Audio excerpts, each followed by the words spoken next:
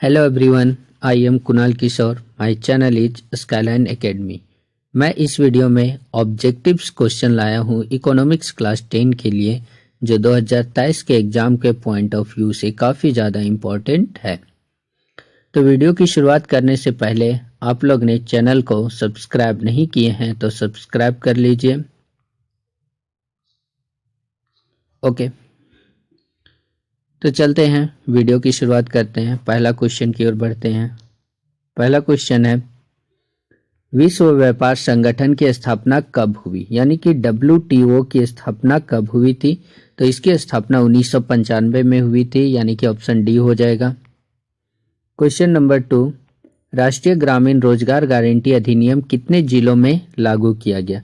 यानी कि नरेगा, राष्ट्रीय ग्रामीण रोजगार गारंटी अधिनियम, ये जो है वो 200 जिलों में लागू किया गया था। क्वेश्चन नंबर 3, रोजगार की परिस्थितियों के आधार पर आर्थिक गतिविधियां कितने क्षेत्रक में बांटा हुआ है? तो यहाँ पर देखा जाए, रोजगार की परिस्थितियों के आधार पर जो आर्थिक गतिविधियां हैं वो दो भागों में, दो क्षेत्रक में बांटा गया है। ठीक है, एक संगठित क्षेत्रक और एक असंगठित क्षेत्रक, दो क्षेत्रक में बांटा गया है। क्वेश्चन नंबर 4, नई आर्थिक नीति कब बनी? तो नई आर्थिक नीति जो बनी थी वो 1991 में बनाई गई थी। क्वेश्चन नंबर 5, जीडीपी के पदों में वर्ष 2006 में तृतीय क्षेत्रक की हिस्सेदारी कितनी है? ठीक है, यानी कि 2003 में तृतीय क्षेत्रक की जो हिस्सेदारी है जीडीपी में वो कितना है? तो इसमें जो ऑप्शन हो जाएगा 50 से 60%, ऑप्शन डी। ये क्वेश्चन नंबर 6 है। वैश्वीकरण ने जीवन स्तर के सुधार में सहायता पहुंचाई है। ठीक है, तो वैश्वीकरण ने जीवन स्तर के सुधार में सहायता जो पहुंचाई है वो विकसित देशों के श्रमिकों के, यानी कि ऑप्शन बी हो जाएगा। क्वेश्चन नंबर 7, वैश्वीकरण के विगत 2 दशकों में द्रुत आवागमन देखा गया है। तो इसका जो ऑप्शन हो जाएगा वो ऑप्शन सी हो जाएगा। देशों के बीच वस्तुओं, निवेशों और लोगों का आवागमन को देखा गया है, ऑप्शन सी। क्वेश्चन नंबर 8, सार्वजनिक और निजी क्षेत्र का आधार पर विभाजित है, तो उद्यमों के स्वामित्व के आधार पर है, सो ये दो भागों में बटा गया है। क्वेश्चन नंबर 9, राष्ट्रीय ग्रामीण रोजगार आश्वासन अधिनियम किस वर्ष लागू किया गया? तो ये जो किया गया था 2005 में किया गया था। क्वेश्चन नंबर 10, भारत में केंद्रीय बैंक का नाम है? तो केंद्रीय बैंक का जो नाम है वो भारतीय रिजर्व बैंक का, ऑप्शन डी हो जाएगा। क्वेश्चन नंबर 11, भारत में प्राथमिक आर्थिक क्रिया है? प्राथमिक आर्थिक क्रिया जो है वो कृषि क्षेत्रक में होता है, यानी कि ऑप्शन बी हो जाएगा। क्वेश्चन नंबर 12, फोर्ड मोटर्स नामक फर्म भारत में कब आई? तो ये जो आई थी 1995 में आई थी, ऑप्शन बी हो जाएगा। क्वेश्चन नंबर 13, विश्व के देशों में बहुराष्ट्रीय कंपनियों द्वारा निवेश का सबसे अधिक सामान्य मार्ग है, तो इसके लिए जो है स्थानीय कंपनियों से साझेदारी करना, ऑप्शन सी हो जाएगा। क्वेश्चन नंबर 14, एक वस्तु का अधिकांशतः प्राकृतिक प्रक्रिया से उत्पादन क्षेत्र की गतिविधि है। ठीक है, यहाँ पे प्राकृतिक प्रक्रिया से जो उत्पादन किया जाता है वो प्राथमिक क्षेत्रक में किया जाता है। क्वेश्चन नंबर 15, राष्ट्रीय ग्रामीण रोजगार आश्वासन अधिनियम के अंतर्गत कितने दिनों के रोजगार का आश्वासन दिया गया? ठीक है, यानी कि है सो ये नरेगा ही है, तो इसमें 100 दिनों का आश्वासन दिया गया, ऑप्शन डी हो जाएगा। क्वेश्चन नंबर 16, भारतीय रिजर्व बैंक का मुख्य कार्य है? तो भारतीय रिजर्व बैंक का जो मुख्य कार्य है वो साख नियंत्रण का कार्य है, okay, option C. Question number 17, निम्नांकित में किस क्षेत्र में कर्मचारियों का शोषण किया जाता है? तो जो शोषण किया जाता है कर्मचारियों का वो असंगठित क्षेत्रक में किया जाता है, ऑप्शन सी हो जाएगा। क्वेश्चन नंबर 18, विश्व व्यापार संगठन के सदस्य देशों की संख्या कितनी है? तो इसमें जो सदस्य देशों की संख्या है वो 149 है, ऑप्शन ए हो जाएगा। Question number 19, Ford Motors company ने अपना पहला प्लांट में लगाया था। तो पहला प्लांट जो लगाया था वो चेन्नई में लगाया था, ऑप्शन सी हो जाएगा। क्वेश्चन नंबर 20, किसी विशेष वर्ष में उत्पादित के मूल्य के कुल योगफल को जीडीपी कहते हैं। तो ये जो जीडीपी कहलाता है वो सभी अंतिम वस्तुओं और सेवाओं के मूल्य के कुल योग को हम लोग जीडीपी कहते हैं, ऑप्शन बी हो जाएगा। क्वेश्चन नंबर 21, भारत में कितने प्रदेशों में काम करने का अधिकार लागू किया गया है। ठीक है, तो इसके लिए जो ऑप्शन है ए हो जाएगा। 150 प्रदेशों में काम करने का अधिकार लागू किया गया है। क्वेश्चन नंबर 22, भारतीय रिजर्व बैंक का राष्ट्रीयकरण को हुआ था। जो भारतीय रिजर्व बैंक का राष्ट्रीयकरण है वो हुआ था 1 अप्रैल 1949 को, यानी कि ऑप्शन सी हो जाएगा। क्वेश्चन नंबर 23, वर्ष 2010-11 में भारत का सकल घरेलू उत्पाद जीडीपी था। तो ये जो 2010-11 में अगर भारत का जीडीपी देखा जाए वो 42 लाख करोड़ रुपए था, यानी कि ऐसा इतना जीडीपी था। क्वेश्चन नंबर 24, वह कंपनी जो कि अपने उत्पादन का नियंत्रण एक देश से अधिक देशों में करती है कहलाती है। वैसे कंपनी को हम लोग बहुराष्ट्रीय कंपनी कहते हैं, जो एक देश में रहकर दूसरे देशों में भी वो काम करती है या नियंत्रण रखती है।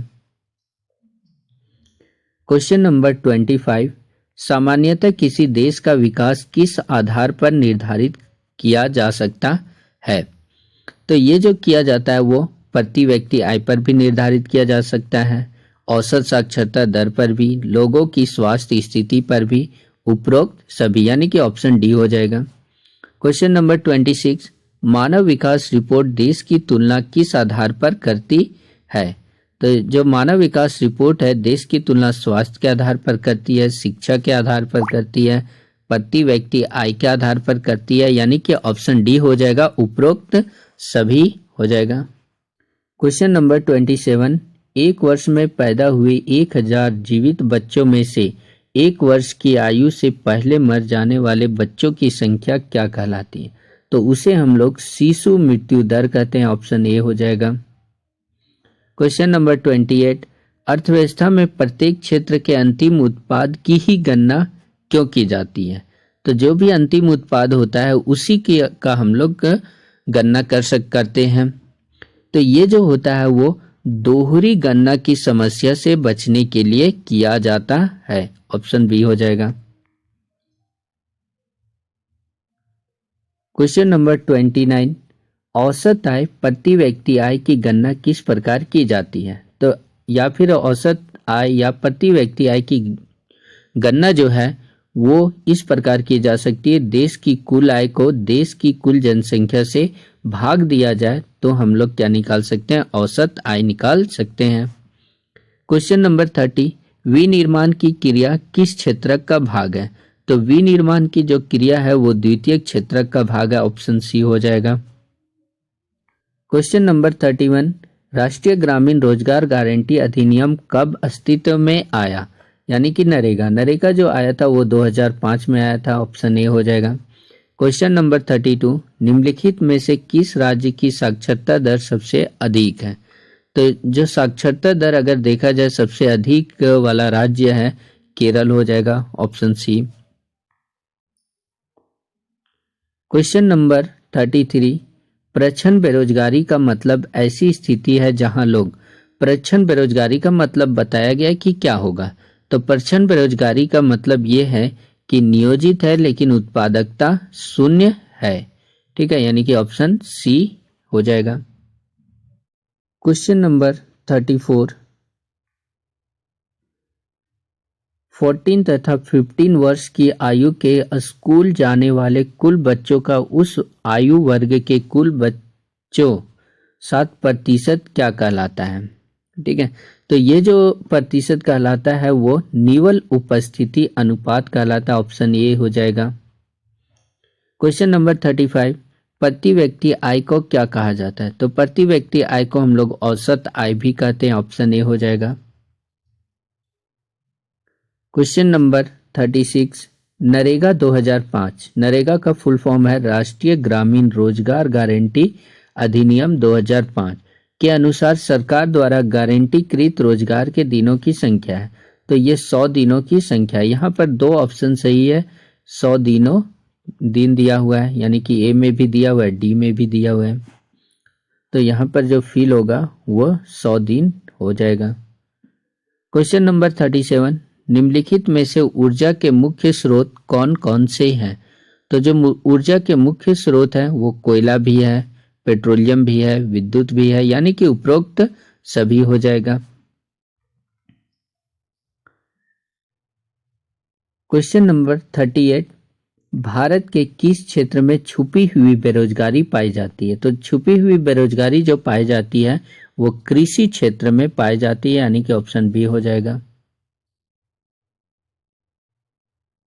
क्वेश्चन नंबर 39, क्षेत्र के अधिकांश श्रमिकों को रोजगार सुरक्षा प्राप्त होती है, वो क्षेत्र क्या कहलाता है? तो वो क्षेत्र संगठित क्षेत्र कहलाता है। जिसमें रोजगार सुरक्षा प्राप्त होती है वो संगठित क्षेत्र कहलाता है।